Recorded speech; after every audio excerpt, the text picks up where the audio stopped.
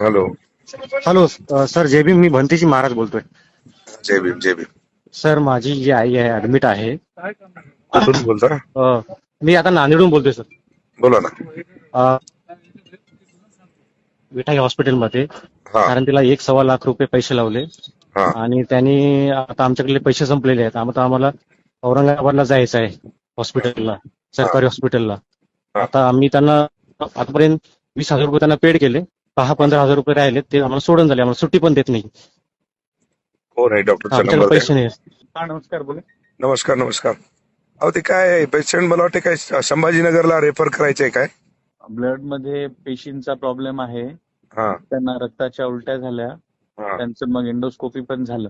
हा. त्यांना फुफ्सामध्ये पण इन्फेक्शन आहे, सेप्सिस आहे. बर. तर त्यांना ऑफर्डेबिलिटी इश्यू आहे. त्यामुळे त्यांना आपण इथे म्हणजे त्यांच्या ह्याला संभाजीनगरला घाटीला. मग म्हणले की नाही, आता आपल्यालाही थांबावं लागतेच ना, पैसे आणून देतो म्हणल्यावर भरतो म्हणून बरोबर. आपण ट्रीटमेंट चालूच ठेवतो की. मग ते आता जाताना मग ते काहीतरी म्हणतात की नाही, 10-15 हजार रुपये राहिले म्हणतात वाटते. 1500-500 राहिले त्यांचे, तर बर आपण 2,500 कमी केले, 13,000 राहिले त्यांचे. बर.